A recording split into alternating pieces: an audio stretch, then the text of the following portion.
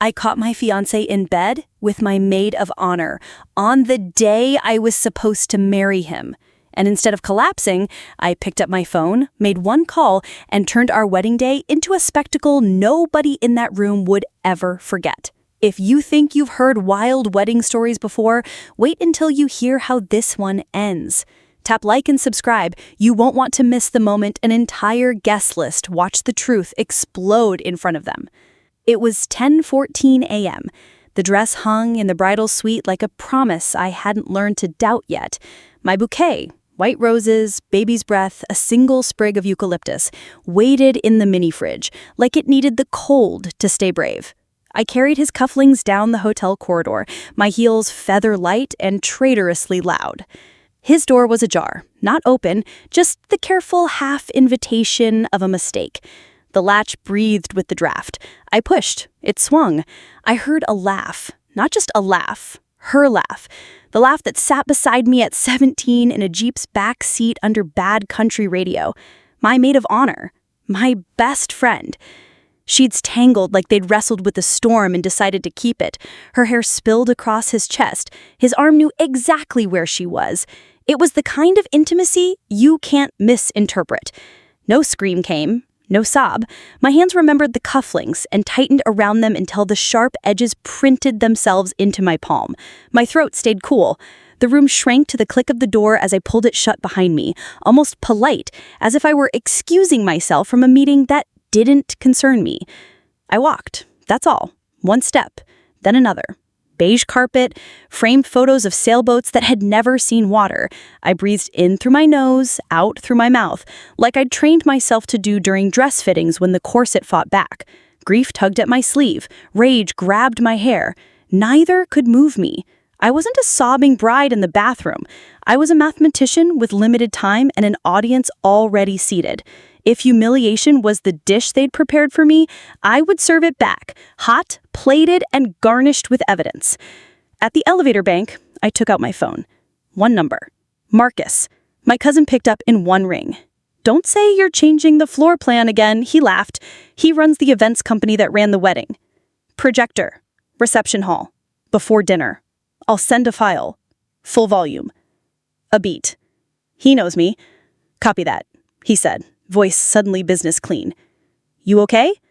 "I'm not hurt, but someone else is going to be." 2 years earlier, he proposed under fairy lights behind my apartment with a ring that fit like it had been waiting on my finger since birth. He cried first. He always cried first. People said he was emotionally intelligent. I mistook performance for depth, the way you can mistake a mirror for a window if you want the view badly enough. She was the friend who brought soup and sarcasm when my mom's biopsy came back probably nothing. We were opposite poles that made a compass. She pushed, I planned. In every photo, I'm the one gripping her waist like the anchor that keeps the boat from being too free. I didn't see how often she looked over my shoulder, toward him. There were signs. His phone turned face down. Her scent, amber and cigarettes, clung to our sofa after group nights. The inside jokes lost translation. I told myself adulthood scattered people like confetti, and some pieces just landed closer than others. I ignored the math. Proximity plus secrecy equals story. 3 months before the wedding, suspicion became insomnia, which became action. I bought a nanny cam shaped like a marble paperweight and set it in his apartment near the lamp. It fed to a cloud drive under a name no one would guess. My grandmother's maiden name and the year she eloped. It made me feel paranoid, then embarrassed, then quietly relieved. If I was wrong, I'd delete it and tell myself I'd overplanned, like always. If I was right, I wouldn't be empty-handed. Back in my suite, I closed the door and opened the laptop. The wedding binder sat open on the desk. Tabs for vows, music, seating. I slid it aside. The cloud loaded. The thumbnails were a choir of queasy reds. Timestamps, bodies, mistakes. I didn't watch everything. I couldn't. I picked 3 clips like a prosecutor chooses exhibits. 2 months ago, the kitchen kiss, casual, practiced. A dawn where she left wearing my hoodie, the white one with the embroidered sleeve. And this morning, time-stamped 10:12, framed in the same lamp's soft halo. I stitched them in a simple timeline. no music, no captions. Truth unscored is louder than I could compose. I titled it First Dance. I sent it to Marcus with one sentence. Play before my speech. Makeup artists fluttered like kind moths. Someone said I looked like a clean exhale. I smiled at her in the mirror and thought, you're going to be in the room when a building collapses. I practiced my face like dancers practice a landing. I could hold the line. I would hold the line. He texted, "Can I see you?" I wrote, "At the aisle." She wrote nothing. The absence felt loud. I imagined them in separate rooms rehearsing apologies like monologues that don't have an audience yet. The music began. Guests turned. The aisle looked longer than the corridor, but it was just a different kind of runway. A runway towards a crash I was staging myself. I walked. I counted breaths. I watched his eyes find mine, a flicker of fear passing behind the ring he wore in his gaze. Not love, but what love looks like it wants to be believed. We said words. We exchanged rings. I didn't choke on them. Paper can hold ink. My mouth could hold lies one last time. At the reception, cousins told stories that tidal waved into too much laughter. My dad's speech had the line he'd been workshopping for months. His mother pretended to dab a tear but checked whether the photographer caught it. I clocked my maid of honor at the head table. Fresh lipstick, a hairpin she stole from my tray. The kind of calm that believes the worst is past when the worst hasn't begun. Marcus caught my eye from the AV booth. One finger up. Ready. I stood to speak first. The mic was a living thing, humming in my palm. I thanked the venue, the vendors, the messy beauty of weather that had threatened rain but decided on drama instead. Then I said, before I say anything else, I want to share our first dance. I looked at him. You'll know the song. He blinked. The lights dimmed. The projector woke. The kitchen. Two people who shouldn't be touching like it was a verb they'd invented. Gasps fractioned the room. Family gasps, friend gasps, a few delighted gasps from the cousins who loved chaos more than cake. She in my hoodie, the sleeve with tiny white embroidery that spelled my nickname. You could feel the audience realize they knew that hoodie from the bridal shower photos. Whispers slid across cloth. Chairs creaked. Someone near the back said, "No!" Someone else said my name in the tone you use when you see a glass fall from a counter in slow motion. This morning's clip, right there. Same sheets, same bodies, same timing that had ripped my morning in half. No sound on the file, just the bodies doing all the talking people prefer never to hear. Then the screen went black. I took the mic back from its stand like you take a hand that's been offered honestly. "So," I said, "that's why there won't be a first dance tonight." I smiled at them, their faces white noise. "But there will be cake. You've all been so generous with your time, and I didn't want to waste it on a lie." He stood up, mouth open, a fish dragged from certainty. "It's not, it is," I said, in triplicate. She stayed seated, fingers splayed on the linen like she was trying to remember how to hold. The room waited for her to speak. She didn't. Silence moved through the space like a slow animal choosing who to look at next. "Anyone who wants to stay," I said, "please. Eat, drink, dance, celebrate truth, if not a marriage. Anyone who needs to leave, there's the door." And then, because I am not pure vengeance, because part of me still believed in process, even when love had faked an exam it never studied for, I looked at him and said, "If you want to apologize, do it in private. Not to me, to yourself." 15 minutes after the reel, the room reorganized itself by allegiance. My parents formed a crescent around me. His parents became architecture. Her sisters gathered and stared, their mouths small, hands on elbows like they might keep her from floating upward and away out of embarrassment's gravity. My phone vibrated in a pocket sewn into the dress that only I knew about. Texts stacked like bricks. Some were versions of, "I'm so sorry." A few were, "I always wondered." One cousin's was just a skull emoji, which felt like exactly the right amount of language for what had just occurred. I didn't run to the bathroom to cry. I went to the bar to tip the bartender who was watching the wedding of the year over a row of champagne flutes. "You didn't blink," she whispered, half admiration, half fear. "I'll blink later," I said, and took a sip of water that tasted like air after thunder. He found me beside a floral arrangement that could have funded a semester of tuition. "We need to talk," he said. "We are," I said. His eyes went soft in that way that used to feel like safety, but now looked like a face trying on forgiveness to see if it fit. "I made a mistake." "No," I said. "You made a habit. It meant enough to repeat." "I was scared," he said, and I almost laughed because fear, when used as a skeleton key, only unlocks the doors you already wanted to walk through. "You were bored," I corrected, "and you thought I was furniture." She approached in small steps, like someone crossing a frozen lake they don't trust. "Can we talk?" "Here is fine," I said, not unkind. It just happened." "Nothing just happens," I said. "Physics says even falling requires a push." Tears came. She reached for me, and I didn't move. "We were drinking, and I've been drunk. I've been lonely. I've been all the reasons people use to rename selfishness something softer. You made a choice." She nodded, once, tiny. I did. The honesty made the room larger. "I'm sorry." "I hope you are. I also hope you learn. Those are different verbs." My mother hugged me so tightly my bones remembered being built inside her. My father squeezed my shoulder, the kind of squeeze that says, "I can fix a lot, but not this, so I'll stand here while you do." His eyes were wet but proud. He raised a glass of water and tapped it lightly with a fork. "To my daughter," he said simply, "to her spine." By midnight, Marcus texted, "Do you want me to lock the file?" "Leave it up," I wrote. "If anyone needs to know, they'll find it." He replied with a heart and a sword, my favorite combination. I went back to the ballroom after most people had left. Staff folded chairs the way people close chapters when they're paid hourly.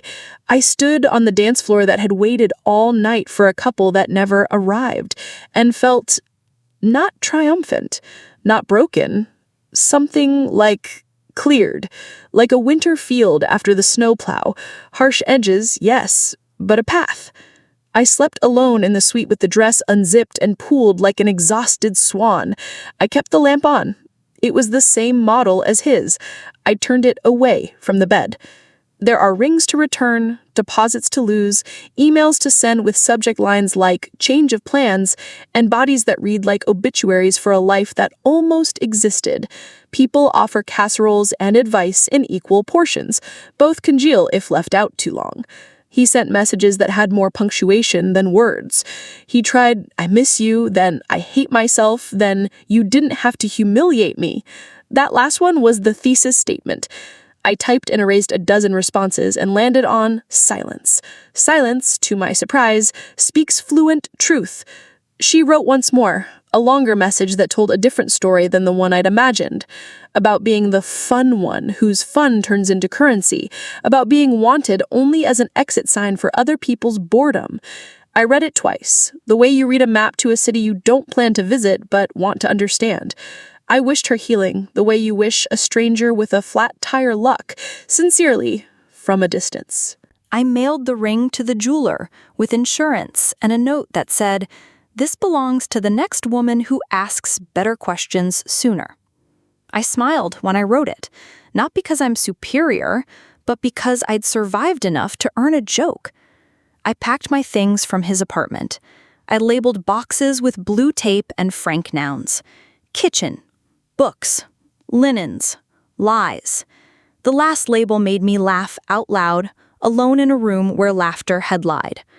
We met once at a coffee shop because sometimes closure looks like a cappuccino you don't drink. "I loved you," he said. "I believe you," I said. "I loved you too." "Then why?" "Because love," I said, and I heard how tired my voice was, "is not a hall pass." He nodded, and for a second I saw the man I almost married, the man who cried under fairy lights and meant it. I also saw the man who closed the door and meant that too. People are rarely one thing. That doesn't make them the right thing. I remember the first lie. It was tiny. He said he'd be late because of a client call, and I told his sister he was already at my place because I wanted to keep the peace. Complicity grows quietly. It fertilizes betrayal like compost. I miss her that way you miss a childhood street.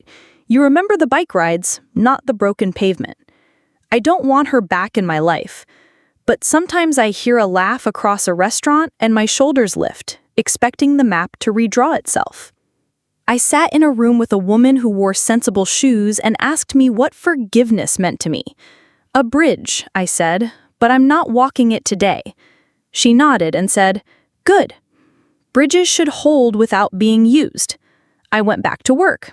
Emails, deadlines, coworkers whose greatest betrayal was eating someone else's yogurt. My boss hugged me and said, "You're allowed to be human here." I cried in the elevator where no one could applaud. The photographer, a kind-eyed woman who understood that tragedy and framing have always dated, sent me a gallery link. I clicked through photos like walking through an old house after the movers leave. My favorite shot? Me, at the mic, smiling like I had a secret, because I did. The second favorite? My dad looking at me like I had just invented steel. Months later, people still sent messages. "I left him after your wedding," wrote a woman I barely knew. I didn't know how to say no to small humiliations until I watched you say no to a huge one. Another wrote, "Your calm was violent. Thank you." I started running in the mornings, at first because sleep was a bully. Then because moving forward literally taught my body that forward is a thing you can do without metaphors. On one run, a dog cut across my path, and I laughed out loud at the immediate joy of an animal who understands loyalty without learning it in a book. I did meet someone, not a romance, at least not then, a neighbor named Mina who lent me a drill and didn't hover while I used it. We built a bookshelf together in silence, and then drank iced tea on the floor. She didn't ask me about the wedding until the tea was gone, and when she did, she said, "Want me to be angry with you?" We were, together, for an hour. It felt like therapy with screws and laughter. Months later, my maid of honor called from an unknown number. I answered because curiosity is an organ I've never been able to remove. She said, "I'm in a program. They make you apologize." I said, "That's a start." She said, "I don't want you back. I want you to know I know." I said, "I'm glad you know. Take care of that knowledge. It's heavier than it looks." He sent the final letter, the paper kind, stamped and slightly crooked. He wrote about fear and family pressure and how he'd worn good guy like a jacket he couldn't remove even when it didn't fit. I read it at my kitchen table with coffee and didn't cry. I placed it in a folder labeled history and not heart. People think the call was about revenge. It wasn't. Revenge was the fireworks. The call was about choosing the sun over the basement before mold could learn my name. It was a decision to stop being complicit in my own erasure. I had my first dance months later, alone, in my living room, barefoot on wood I'd mopped myself. The song was quiet, and the room was honest. I danced not with a person, but with the space I'd cleared, the air I'd earned. If you're still here, you already know. This wasn't just a story about betrayal. It was a story about choosing a microphone over a muffler, a projector over a whisper, about what happens when a woman stops auditioning for roles that hurt and writes her own. To the people who asked if I regret making a scene, no. I staged a scene to keep from living in one. And if you're someone standing in a beige corridor with something heavy in your hand and something heavier in your chest, listen. You don't have to be a wreck to be real. You can be calm. You can be precise. You can be the kind of storm that clears. If this helped you breathe, or helped you plan, or just helped you feel less alone for 30 minutes, hit like, so the story finds the next person who needs it. Subscribe if you want more true stories told without the sugarcoat. And if you're comfortable, share the moment you chose truth over silence in the comments. Someone reading needs your courage as much as you needed mine. Thanks for staying to the end. I'll see you in the next one. And I promise, no first dances unless everybody in the room earned them.